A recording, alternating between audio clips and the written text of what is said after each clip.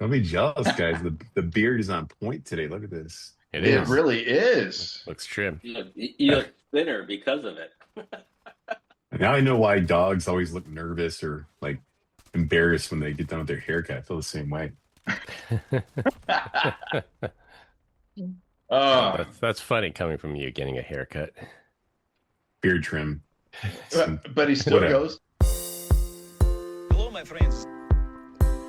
Thank you for joining us for the PEBCAK Podcast, a weekly information security show featuring some all-around good people. It is week 18 of 2026. I'm Chris Louie, and eagerly waiting for my tariff refund check. With me, we have my co-host Uncle Barbecue, who will be in the Great North soon enough. Yes, and it's still going to be cold over there, which is kind of whack. But you guys might be noticing I have betrayed my beloved Rockstar energy drink for a Monster today. Green. Uh-oh. That's not the only thing. Sugar. That's not the only thing. Look at him. He's wearing glasses right now. Because I can't read. I'm old. When did that start happening? Bro, at 40 years old, man. I'm telling you. Are we going there? Like, It's true. Oh, Glenn, you don't do that. You look way too old. No joke, when Brian came into town last week and we went out to dinner and I was holding the menu like 4 feet away from my face, Brian's like, "Oh, look at you. Finally happened to you." I did not expect that. That was kind of a surprise ending, like the Cosby Show. I'll tell you what. Yeah. Yeah, I think I can still see things like about here. Yeah, I'm good, but yeah, I think I'm getting to that age where I have to hold things further away from my face to be able to read it. you have an iPhone extra large with the character set all the way to like 28. Doesn't make it any less fuzzy, Glenn. Doesn't make it any less fuzzy. I thought this was a judgment-free zone. We're not calling each other out yet. So which one do you think look at out that. of the two in my hand? I have a Rockstar, and these are both the sugar-free ones, and the Monster sugar-free. Which one has less calories, green or white? Well, if zero White. sugar, they should be little to no calories. So 10 versus 25. And then which one do you think has more sodium? Oh, Monster for sure. All right. Monster. All right. Monster has this more sodium, 17% of your daily intake in one can. Rockstar, 11%. So That's not too bad. That's still high. Yeah. It's not too bad. What are you I talking know. about? That's like the biggest lie of our, so like the whole Kaiser Soze of our modern society is this sugar-free Monster. Like the white Monster, I picked one up maybe it was a couple of years ago. 43% of your daily sodium intake. So sure, you're not ingesting 8 tablespoons worth of sugar, but you're ingesting 8 tablespoons worth of salt instead. that's why you're always bloated. Wow. You're like a human I tossed it. I didn't trash bother. can, garbage bag, just a garbage bag full of mashed potatoes walking around, jiggling to the oldies. I had no time for that. Oh, good. And we have Glenn Medina, who's in the middle of a crappy situation right now. Go on, Chris. Why? What is crappy? Uh, Oh, he well, actually It looks like you just had he to did. step away. He stepped away from yeah. the show to deal with said crappy situation. I'll let him Oh. explain it when he gets back. Montezuma's revenge. I reckon. As you can hear, I guess this week is the returning unofficial 4th co-host of the PEBCAK, Ben Coral. Welcome back, Ben. Benjamin. Oh, always happy to do it. Benjamin. I'm here to add comic relief. Guys, I had my Yeah, that- first ever meeting with Ben. And like they gave him like this microphone that like supposed to sit on the table, and he's like, I can't do this. So he stood up, pacing the entire room with a sit down microphone. It was kind of funny watching him try to manhandle this this Couldn't get you a flaccid lapel mic. device. Yeah, but it was fun. He did a great job though. I was impressed. Well, that's the thing. Give me a microphone. I'm going to talk, but don't expect me to sit in one spot. Yeah, that's too Not much. going to happen. That's fair. And the audience loved him. That's the other part threw me off. I was like, I thought we were going to be against this guy, but no. That's actually interesting. I've been using Camtasia recently. I've been tasked to create some videos. Go check me out on YouTube, Zscale's official channel. And one of the tutorials I watch on YouTube is the guy was talking, and he says, well, if you do a lot of talking with your hands, kind of like what I do, it's like whenever you're demoing in Spot, like you shake the mouse a lot because you're too used to talking and moving your hands at the same time. So Camtasia has this feature built in that says mouse cursor smoothing, so it compensates for that. But I actually never noticed that when I go back and watch my old videos of me demoing, like the mouse cursor is shaking like crazy when I'm talking. And Are you sure that's not Parkinson's? I know, it's like you think I'm having a Early seizure stage. or something, but I guess I'm just used to talking with my hands a lot, and then that translates into Zoom calls too. Camtasia sounds like something you'd use for like OnlyFans, not corporate YouTube videos, right? I've got a copy. My yeah. usage versus your usage, your mileage may vary. It is a great piece of software. They moved a subscription model, so I'm not happy about that, but I'm grandfathered What's in it? that It's cheaper perpetual than was license. it GarageBand? Is it? What's the other one that is it? Something Studio for Apple. They have something very similar, right? Final Cut Pro. Yeah. Yeah, that's too powerful for what I need. I'm good with Camtasia. Yeah. So I actually bought Camtasia back in 2020 when I was first setting up my light board. I wonder if that license I bought would still work. License to just, Yeah, you're on the Still perpetual good, you license. just I have think to they pay. changed maybe 2 years ago. Interesting. Yeah. Yeah, you can go back. You and just download can't upgrade to the latest it. one. Exactly. They'll Yeah, just give I'm you- stuck on 2023, which is fine. It's fine for what I use it for. Yeah. I think same. Lord knows what I need. I need a prayer. Glenn is back, as you can hear, and I introduced you and said you're dealing with a crappy situation right now. I heard. So, yeah. I heard. Thanks a lot. No, you So, don't want to elaborate on that, Glenn.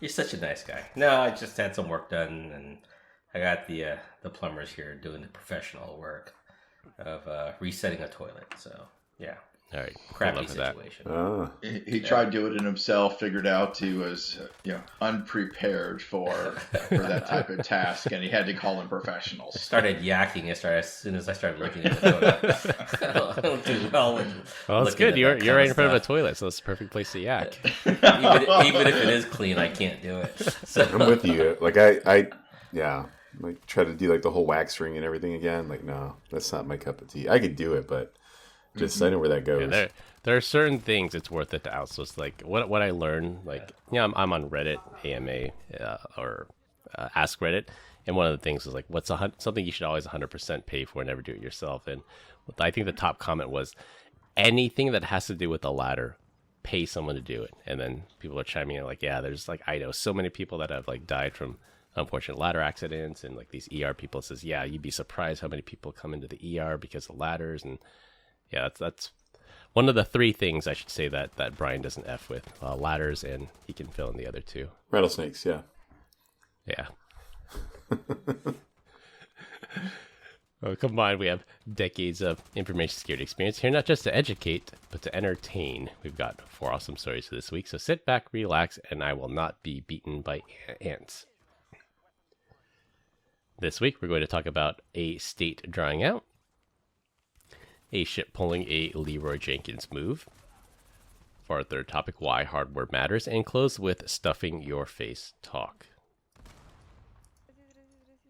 For our first topic, in a code red situation for Glenn, and here's why he will not visit the state of Mississippi right now. We have a wild story about how a technical glitch can bring an entire state's happy hour to a grinding halt. The great state of Mississippi is currently facing a massive liquor shortage, and the culprit isn't supply chain crisis or a new excise tax. It's a botched IT upgrade. The trouble began at the state's only liquor distribution warehouse. Yes, Mississippi is one of those 17 states that still require liquor sales to go through a state-run or sponsored distributor. A contractor recently introduced a new inventory management system that was supposed to streamline operations, but instead, wait for it, the software failed to integrate and the system completely melted down. The results have been equal part frustrating and bizarre, where bars and restaurants report receiving the wrong orders. In one case, a business ordered premium liquor, and they got an order of Jello shots instead. Unfortunately, not a college town, so it didn't fit the intended audience. Meanwhile, thousands of cases are literally trapped in the warehouse because the system can't track them down. Local businesses are taking a huge financial hit, and at least 4 have already filed lawsuits. While the state has approved $95 million for a new facility, it won't be ready until next year, 2027. And it's a stark reminder that even in 2026, one bad software update is all it takes to leave an entire state high and dry. I have trouble believing anything about this article because they said that you can get Jello shots delivered. I don't believe that's an actual thing. What are we? I've seen that. Are you already on your phone trying to get them delivered? What are we? 10 years old? That's not a thing. You can... The amount of Jello shots in your house right now, I'm sure there's at least a dozen. Now you speak with forked tongue, you devil. I can tell you about the time that the dog got into my daughter's Jello shots. All I'm saying is I am not going to look in my son's fridge to find out what he and his college roommates have in their fridge at this very moment. We had a graduation party for one of my kids, and the dog got into the Jello shots. And she just sat in the corner the rest of the evening, just kind of like, what the heck is going on? What did I eat? I love that. Where I was looking at her going, what did she get into? We looked in the tray, and the tray had all been gobbled up. She had licked all over the inside of these little plastic cups.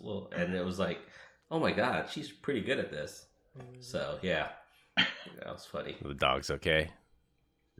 Dog's fine. She's going to be 10 this year. So I think she learned her lesson. She didn't have to go to the world was spinning for her at one time. No doggy rehab? No doggy rehab. That's good. That's precious. And no repeat occurrence. It's like, I remember what that smelled like. Yeah. It was. Have you guys, you only make once. Have you guys ever tried It must have been like underage drinking for a dog, right? So sorry. Have you guys ever tried feeding a hamburger to a cow? I just wonder what would happen. I have not ever done that. I don't know where that thought even came from, but no. Do you know they eat chicken though? They eat chicken and birds. Yeah. Yeah. I mean, they'll eat whatever's out there. Yeah. Yeah. Pretty cool. Pretty cool. Just a peaceful bovine. Gnawing on a ribeye. Yep. Yeah. That's right.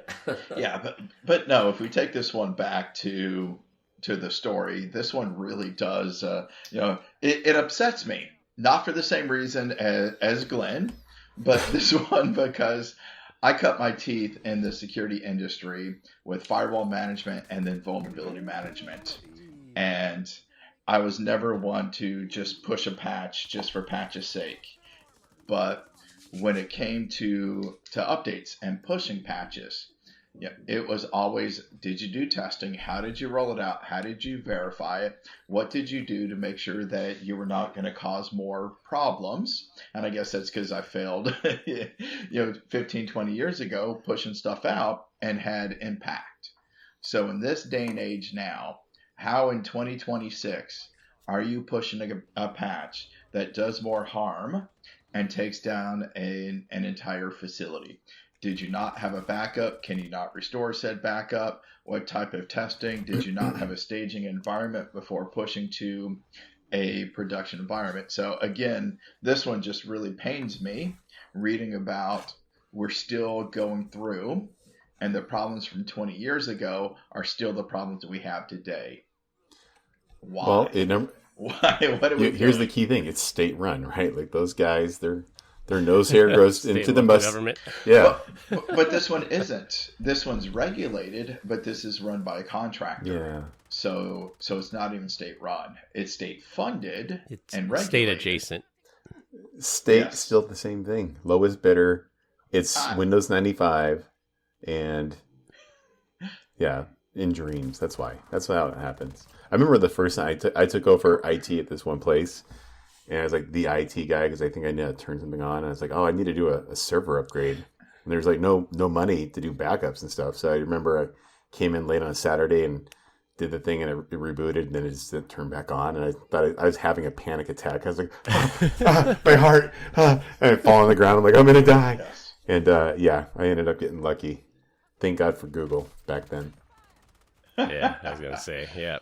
I think it was like Went to Google or boot sector not found or exchange. some shit. I was like, oh no. Yeah. And that moment of sheer panic and what did I do? But you're calling up your 2 or 3 buddies who's seen this before. Yeah, no kidding. How do I restore this? Yeah, I'm with you, Ben. It's like, how do you not do like a proof of concept? How do you not stage this? How do you not have like a rollback or a fallback plan It was his on it? first It's day on just the like, job. Be nice. push out this patch, hope for the best. You mean it was his last Oh, day yeah, on the job? Is more like it. Promoted to drunk. So First and last day of the job. Exactly. You've been promoted to former employee. Well, that was the thing I remember, especially during the pandemic. Liquor stores were classified as essential businesses, so they were allowed to open. The BevMo was allowed to open. Could you imagine the uprising that there would be if there wasn't liquor during COVID? I think people would be ordering glass stills. They'd be making their own liquor at that point. Their own Bootlegging, making their own moonshine. Yeah. Well, and that's the thing is during COVID, I guess people's marketing budget was still there and they didn't want to lose their marketing budget. But the amount of wine and liquor, I mean, just straight alcohol that was being delivered, I'd be in the middle of a Zoom call and one of my kids would come knock on the door because there's a delivery, but they weren't allowed to take it because somebody 21 or over had to sign for it. And I'm just like, oh, this. You were happy. You had a happy face when you got that delivery. was it? Oh, What kind of delivery? Was it Drizzly that got bought by Drizzly. Uber? Got bought by Uber. Yeah. Yeah, but then they okay. then they So that's- put it out out of of its misery, business. right? Oh, that's so Yeah. cool. Yeah. I forgot why it was. Like it seemed like a good fit, and then I think it was because they got in some legal trouble or something. They weren't carding people correctly, or there's some legal reason why the company went out of business. Yeah. I mean, but that's the thing is they show up, they take a picture of your ID, front and back, and I'm just like, I'm sorry, who are you? How do I trust you? And what are you doing with my data? Is it worth it for a bottle of wine? But yeah, That is life. The crazy things we did during the pandemic. that was just last week. What are you talking about? It's definitely changed the way that I approach shopping now. I know Chris over here is Mr. DoorDash, right? So I don't DoorDash then- that often. Uber Eats. Oh, I don't DoorDash anymore. I Yeah. mean, they just don't bring you your stuff. Yeah. And 10-minute delivery, an hour later you don't have it. Yeah. And no. But I've liquor just at had your too many door. bad experiences. Liquor at your door, even shopping, where they deliver stuff at your door. It's pretty cool. There's a big Yes. cost to that. There's a big fee to that, though. A convenience fee. It's double the price of the actual thing, of the actual thing 100 you're trying to buy. Yeah, but 100% of the alcohol in my house was delivered to me during COVID. Because if I don't, I'm trying to think. If I buy anything that was not, that's a lie. I have one vat. I don't know what you would call it of Cheetos that it's lasted me almost 6 years, and it's on its last leg. Handle. Yeah, it has a handle. That's for sure, and it's You're almost thinking gone. of it. No, that's called a handle. It's not a vat. It's technically called a handle, Brian. I'm sorry. It's a uncultured lot. swine. For our second topic in your you should have seen this coming story of the week. A dangerous new scam is targeting ship owners caught in the middle of a geopolitical crossfire. As of late April 2026, hundreds of ships are currently stranded west of the Strait of Hormuz due to a dual blockade involving Iran and the U.S. Maritime security firm Marisks has issued an urgent warning about fraudsters posing as Iranian authorities. These scammers are reaching out to shipping companies asking them to pay a, quote, transit fee in cryptocurrency, and your vessel will be granted safe passage through the strait. The reality is, and I bet most of you can see where this is going, these messages are fraudulent and have no official backing from anyone in the Iranian government. In fact, the firm reported that at least one India flag vessel suspected of falling for the scam was met with actual gunfire from the IRGC after attempting to pull a Lee Ward Jenkins and go through the strait. Leroy Dragons! So do not redeem the code. Why did you redeem the code? I love that Leroy Jenkins trying to go through. I took a moment and I'm like, Leroy Jenkins, and then boom, I remember the reference quite well. So it's like, I hate you, Leroy. We got to get one of my Leroy's favorite back. clips of all time is when Joe Rogan discovers Leroy. Like he has a girl gamer on, and she makes the reference, and Joe Rogan's like, what's Leroy Jenkins? And they watch the video together, and he just like dies laughing because it's like so absurd. Oh yes, love it. But no, I've been reading another book, and yes, I love to read books. I love to audiobooks, all of those. And I'm currently reading a book, FAIK, far as I know, Perry Carpenter's, and it's all about deepfakes, disinformation, AI generated deceptions, and all of that. And it really starts off saying, how long have we as a civilization been taking advantage of other people's? And as far back as you can go, lies and deceptions. Exactly, the beginning of time. It's almost like the first thing we figured out how to do was lie to each other. But this is just the next iteration of that. It's the same behavior, just the latest topic of how the reality in life is there are no shortcuts. There's no easy button. Wait in line like everybody else, and if somebody walks up and tells you, for $100, I'm gonna take you to the front of the line, all you're gonna do is lose your current place in line. There are no shortcuts. Yep. There's no free lunch. No. It's just funny because like it's at least plausible that if you pay, because Iran themselves said that they'll grant you toll. If you pay this toll, they'll let you through for $2 million. And they wanted to be paying crypto, either Bitcoin or USD Tether.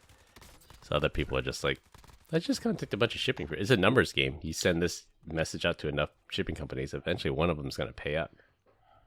Yes. Well, and that's the thing. How many ships are there? And it's a numbers game. If 1% to 2%, 5% fall victim, and what it costs you to put this campaign together, that's a nice payday. Could you imagine the ship that goes, "Hey, we got the green light, let's go," and also they come across and why are you shooting at us? Why are you shooting at us? I have this. I paid my thing. And I it's paid like, my toll. are you shooting at me to put on a show so everybody else doesn't try to follow right behind us? Or are you actually shooting at us for real? Yeah, it's too funny. Well, as they say, never let a good crisis go to waste. I'm sure there's going to be some other scams that come out of this as well. But this one was a new one for sure. I mean, tale as old as time, but at least one company fell for it. Yeah. Well, yeah, exactly. It's one that we know of thus far that admits it. Yeah. And that's the thing. Like, anytime there's any big profile headline or some kind of geopolitical risk, that there's always going to be these scammers out there. You just have to be hyper vigilant about it. I mean, none of us are going to fall for it because we don't own any shipping companies or send any boats through there, but just to be aware that anytime something like this comes up, like, you're always going to have the lowest of the low trying to scam people out of their money. I don't know. Brian's been trying to diversify his portfolio of late. He's been trying to buy some existing businesses. So, maybe this one hit a little too close to home for him. You think he's the one that's starting these these emails? Yeah. He's the one who is consulting and advising, and no, we need this in Bitcoin. There you go. I want to see the blockchain analysis of this, where the money eventually goes up. It's probably going to be someone in like North Korea or Russia or something that are just trying to take advantage of a situation. Yeah, that's, and it's not when you receive it, it's when you start liquidating, when you start selling, that it becomes apparent where the money actually went. Yeah, just imagine you're like the captain of this boat and you start getting fired on. It's like, what? I paid. And you try to radio them and like, no, what payment? And you're just like, kind I of didn't stuck. get no payment. Yeah. Yeah, you're just kind of stuck there. Here's my receipt. I promise I paid. All right, for our third topic, we have a pair of ransomware stories this week. In a shocking new data from Cyber Insure at Bay, a single ransomware crew now accounts for nearly half of all of their cyber claims. According to their 2026 report, based on over 6,500 ransomware attacks, they noticed that attackers have shifted from chasing specific industries or verticals or company sizes, and instead they're hunting by hardware, specifically vulnerable edge network appliances. The dominant player for AtBay is the Akira ransomware group. They've heavily targeted Sonic Wall VPNs and firewalls, which were involved of 27% of ransomware claims overall, with Akira alone accounting for more than 40% of AtBay's ransomware incidents, with Sonic Wall gear present in about 86% of their attacks. So more often than not, you'll find a Sonic Wall device if this company got attacked. Average ransom demands from the group hit $1.2 million, and really no surprise here, small businesses are getting hammered the hardest as Sonic Wall is primarily an SMB product. Yeah, so I sit here with this, and I'm trying to think about causation here. And are they targeting because they're discovering Sonic Wall, going to a place that they can just start querying and stuff and finding Sonic Wall? Or are they targeting the SMBs, but SMBs are buying the Sonic Wall? So I'm trying to figure out what causation is on this one. But I get it, SMBs, that's the market that Sonic Wall has been in. But it also comes down to, I'm glad they're doing something. They're buying a commercial product. They're not relying on a residential Netgear. So they actually have a firewall. Kudos. But who's maintaining it? Who's managing it? Who's updating it? Have you updated the firmware? And this is that whole thing of a product, a tool, or a technology does not solve your problem. People and processes solve your problem. Therefore, somebody has to maintain that Sonic Wall firewall. So, as I sit here reading the story, I'm trying to figure out, are they targeting it because of the Sonic Wall, or is that just coincidence? What do you think, Brian? Dang it. Softball. But how much money can you get from the SMB market, though? I mean, it's not...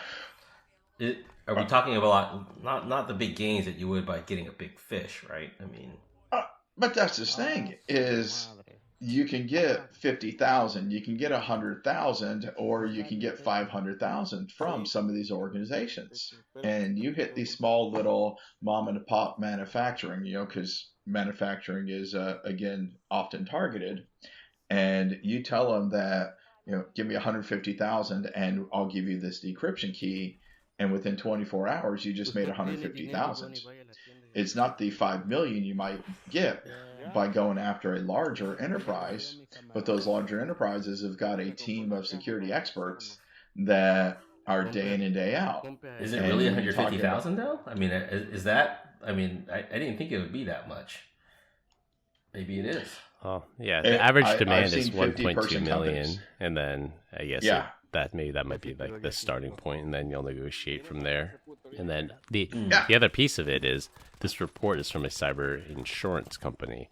So when these ransomware groups go in, then when they steal the data, they specifically look for any kind of coverage documents, insurance documents. They want to find the policy limits. They say, well, you're insured for $600,000, so our ransom demand is $600,000. $599,000. Exactly. And trying to discern all of that, and of course they're going to go after the policies and those that do have the insurance. But I'm sure they're able to find your tax documents. They know what your earnings are, and they're going to go with something that's possible that you're likely to pay to get back up and running. So yes. get into your accounts receivable and start looking at what you have coming in. They can look at accounts payable, see what you have going out as well, and then just put something that is, in their opinion, going to be realistic in order to quickly incentivize you. But that's this thing, is going after these SMBs. They may have an IT person. It's not going to be a security person. They're not going to see that you're there. They're not going to see the data that's being stolen, all of these things for that extortion that could be coming as well. They're not going to see any of that likely. Maybe that if they're lucky, they have an MDR service or an MSSP, but by and large, I'm imagine they're not going to know that those attackers are even there. Quick programming note: I was on mute, Chris, so I'm going to re-ask that question or restate that since it's not on the audio. So obviously, if these hackers are doing their job, right, they're going to be in there. They're going to know what kind of free money you have to pay for this extortion and whatnot. So you're not just shooting, at the sky hoping that you get in the dark. Yeah. And that helps with target selection too. They get those kinds of documents. They know who the big fish are. They know who's insured specifically. And I think at some point that's why the hackers were actually targeting insurance companies. They wanted to get the list of who has cyber policies, go after them, and then they know that it's more likely you'll get a payout if this person has cybersecurity insurance, because it's not their money, it's the insurance company's money, and they're much more likely to pay. Yeah, but as I've told companies in the past, even if you have insurance, realize if you make a claim on your insurance, your premiums are going to go up if you are still going to be insurable. Be very mindful when making these claims, because your premiums may quadruple, or they may say your risk is too high, in which case you're going to have to do a lot of investment and improvement in your program to show them why you are not a high risk. You're actually insurable at that point. Yes. Yeah. Backups. Bulletproof backups. Offsite backups. Yes. For our second ransomware topic, the Kyber ransomware group is now advertising that their ransomware is post-quantum ready. Their new strain of ransomware reportedly uses post-quantum cryptography, so even those quantum computers being run by the NSA can't get your data back. Now, is this an evolution of ransomware or more of a marketing gimmick? See, I always say that attackers are going to move faster than defenders. And, why are defenders going to move faster than attackers if they don't have to? I get that. But attackers they just think outside the box. They're more entrepreneurial in their thinking. They want to be a step ahead of the defenders. And why? Because they want to make sure they get paid at the end of the day. They want those payouts. So is this a marketing gimmick? Is this a public service announcement? All of those. I will say that it seems plausible to me. It doesn't really matter, either way, because there's no quantum computer today that can break RSA. So fine, use RSA. Even if you use AES, AES is not an encryption technology that'll be broken with quantum computing. It's RSA that's at risk for that. So why not just use AES, encrypt all the data, and you're fine. So at least to me, this sounds like more a marketing gimmick, because everybody would just use AES to bulk encrypt the data. I thought we were moving towards the quantum resistant. I'm looking at my notes right here, and it was going to go from remember when we had TLS 1.2 and then the 1.3. Really, the only change there was zero RTT, and then all of the crappy ciphers turned off. Right, it was kind of the strength and Diffie Hellman. PFS is mandatory. Yeah, and so it looks like the post quantum is the MLKEM version. Are you guys familiar? No. I know Kyber is one of the approved ciphers. Dilithium is one of the approved ciphers. Yeah. So supposedly that's I believe that's what we are doing in the realm of enabling those things. where it's applicable, right? So if Facebook were to support that, then we can negotiate that and then save it. So not negotiate it down. That way, if there was an error or a point in time where there was like a replay attack, like China had it and we're doing it, this would be kind of a post-quantum resistance cipher from what I understand. Yeah, that's the danger of crypto, is the harvest now, decrypt later. Yeah. That the NSA or GCHQ or China's PLA, whatever, they're hoovering up all this data now, and they say we know we can't decrypt it, but eventually we will be able to, and that's why we want to implement PQC, post quantum cryptography. But in terms of ransomware, it's like you can either decrypt it or you can't decrypt it. Even the strongest modern, even the legacy ciphers, RSA 2048 or 4096 plus AES, like that's nothing can break it. Like there's a reason ransomware is profitable, is because people can't decrypt their data even if you throw quantum at it. Yeah. But this isn't a harvest now, decrypt later problem. It's I need my data today, not in 20 years when we have these quantum computers. Exactly. And even if they could crack that in a month, can you live without that data for a month? This is why people are willing to pay. But also the other issue you have is, if you pay for that, can you still, even with the key, will your data decrypt properly? Can you get your systems back? And then do you ever trust your systems? Because at some point, attackers were on there. Did they put backdoors on there? So are you restoring your data? Even if you end up paying this ransom to get that key, how trustworthy is that system? I'm going to say it's never going to be trustworthy. But you at least got your data again, that you can now at least back the data up before rebuilding, restoring, doing all these other things. So, yeah, that was like, I don't think getting the keys is the key. and that was like Barracuda a while ago, that they said even upgrading to a current version of the software, the firmware, reflashing it, like starting from scratch, like the malware persisted. They said the only solution to fixing this problem is throw your Barracuda in a shredder, we'll send you a new one. Like that was the only solution to the malware problem that they had. Yes. And that's scary. And, that persistence. And this is why there's the articles that have been going around of where were those chips manufactured? Where was all of this hardware put? At what layer is this malware going to be? Is it not just running in memory? Is it not just running in... But are you infected down to your hardware? Yeah. What are the supply chain risks of that? Is our US NSA, through the Snowden leaks, they've showed that they've intercepted these like Cisco routers in transit, even with tamper resistant or tamper evident packaging. The NSA has found ways around it. They opened up the box, put their custom malware on the device, resealed the box, and no one was the wiser once they received the box. Yeah, and that's scary because that's not one country, one government entity who's doing that. That is a trait that is being used by others. Yeah. Nice somber thoughts. Nice to leave you with. Nice thoughts to leave you with. All right, for our last topic, it'll be a rotating topic every week.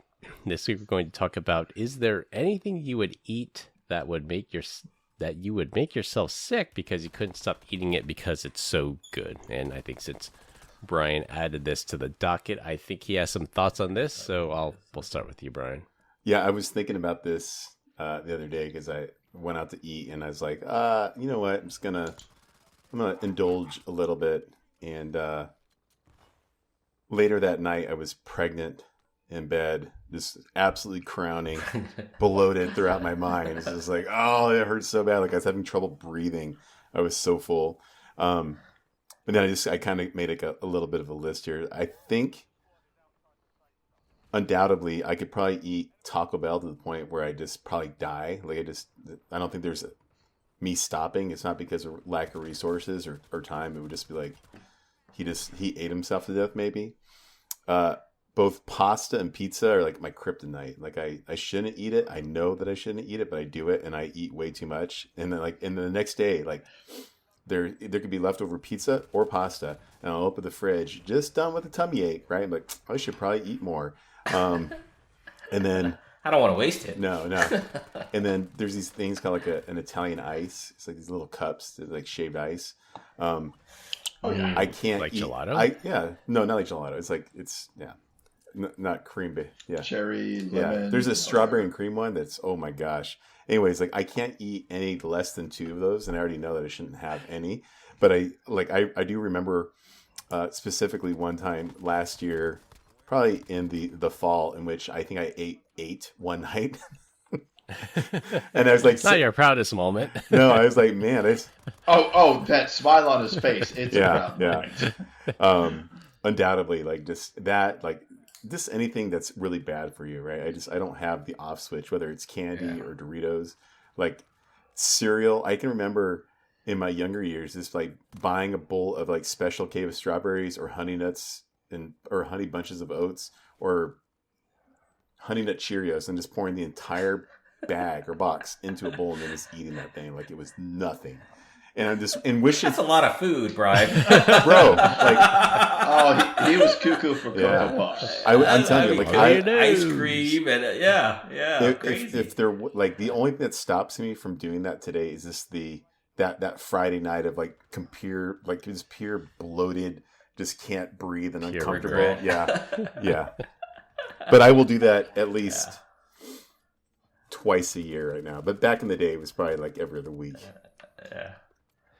I can get on board with Taco Bell. Like I've been victim of that as well. Like we typically, family of 4, we order quite a bit. And 50 tacos. I've seen your order, Chris. Get out of here. We usually order like extras because like, we're going there anyway, and some of this, much of their food is okay reheated.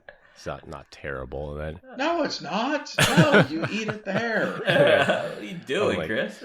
I was supposed to save this burrito for tomorrow, but I'm like, I could crush that tonight. Exactly. Won't Yes, be good. it's on the counter. Yeah. I'm here. It's here. Let's just go ahead. Oh, dude. Yeah. But I thought you were going to go originally with like those who are lactose intolerant, but they can't lay off ice cream, all of these things like that. I could sit there and just keep eating ice cream, whether it's chocolate, that doesn't really matter. You start adding things in there. But you take me to a Brazilian steakhouse and you're going to charge me $50 to $75. Oh, I'm not losing on this it's deal. on. There is no quit in me. I'm going to have some meat sweats. I'm going to be miserable for the next 3 days. Forget the salad bar. No bread. No, we're Yeah. not getting filler. You're bringing me meat. There And you don't go. bring me that cheap stuff. Yeah. Just keep Originally, bringing I it. thought that's where Brian Don't- was going with this. He's going to say Yeah. you can rip through like a Brazilian steakhouse. Like they put speed bumps in when they see Brian walk in. So Ben, are you like no sausage, no chicken, just pure meat? Like Yes. Yeah. And the good cuts, Correct. none of this like iron or flank. Like you want the ribeye, you want the fillet. Actually, the flank's really good, believe it or not. It is. I love some That's flank. true. Oh, some flank can Yeah. be good. Yes. I've had Yeah. 48 ounces of ribeye before, and it was no big deal. Like that was light work. That was Yeah. no big deal. Went to sleep comfortably. He ate 3 pounds Yeah. of meat. That's not that. Like I was also didn't eat all day, but I ate that like it was nothing. Like it was light work. Uh, I don't think I can eat For me, enough, it's, but I don't love it go that to- much. yeah. For me, it's like when I go to the movie theater, I don't buy a small bag of popcorn. I buy the bucket Yeah. and I fill it. Oh. I douse it with butter from the bottom up, and Yeah. my hands are greasy when I come out of there when I'm done. Do you wipe it on someone next to you? Like Yeah, I've got nothing. Yeah, I've got and wipe it on the chair. I'll give, Reach over and grab the wife's leg. And And what's she's like, hilarious "Oh, is- you're being sweet. I'll take the bucket and I'll give the kids each because they get their own little box, and I'll go back and buy a refill or go get a refill. Yeah. And I'll do the same thing, but I'll finish a whole bucket by myself in the movie theater, and it's like, ugh. They don't even. They can't even legally call it butter. They call it like butter flavored topping or something now because there's like no butter It's just pure oil. No. But I've also gone to the movie theater just to buy buy popcorn and take it home. So All right, yeah, you might have a I have problem not done with that one yet. yeah, I've got a problem was with bad. Yeah, I've got a problem with movie popcorn. But if you get me some caramel popcorn or some toffee popcorn, I don't care how big the container is. It's you talking about going the to big be tin? gone. Yeah. You talking about the Yeah. big tin? Those big tins come out, and I don't care about the cheese. Maybe the butter's okay, but the caramel, or you give me some toffee, and there you go. That it's just gone. Yeah. That's hilarious. That's awesome. Yes, I will say my weakness is flaming hot Cheetos. I definitely have a soft spot for that. I remember specifically this one time I flew out to go see my college roommate. He was graduating from grad school right by you, Brian, at ASU. Mm-hmm. And I don't remember how big this bag of hot Cheetos was, but one night I wouldn't say I destroyed it. I ate a significant amount of this hot Cheetos bag, and the next morning I woke up, my eye was all bloody because I ate so many of these hot Cheetos. I'm like, I'm What sure the that was heck? terrible for my health. And then, yeah, like the blood vessels in my eye had popped. Haven't people died Wow. from eating that type of flaming hot Cheetos? I don't think people have died, Glenn, but it definitely was not my proudest moment. Yeah. Well, he didn't clean his hands and then he rubbed his eyes and Yeah, I everything know. throughout the night. It's just the pure amount of sodium Yeah. and I'm sure all the additives, food additives in it. And it's, I guess that's part of that, the Maha movement. Maybe I might not be able to get my flaming hot Cheetos soon enough because I'm sure it's terrible for you. And I remember, well, I didn't research this at all, but somebody can research it for me. But somebody told me once, it could be an urban legend for all I know, but the way that Frito-Lay has designed the Cheeto snack was there's lots of air in it, and so it's airy, and there's some kind of feedback loop for your body when you eat stuff, and when you eat enough, like your tongue will tell your body like this person's eaten enough, send the signal that you're full, so he doesn't eat anymore. And for some reason, Cheetos has found a way to short circuit that process, so you can just keep eating and keep eating it, and your stomach never sends the signal that you're full because of the way they engineered these cheese puffs. They probably took a page out of the Labrador Retriever playbook, right? They have a missing switch in their brain that tells them that they're full. They will eat nonstop. Horses will do that. I think horses will do the same thing. So, Really? Yeah. Gluttony. That's portion What it control. is. Yeah.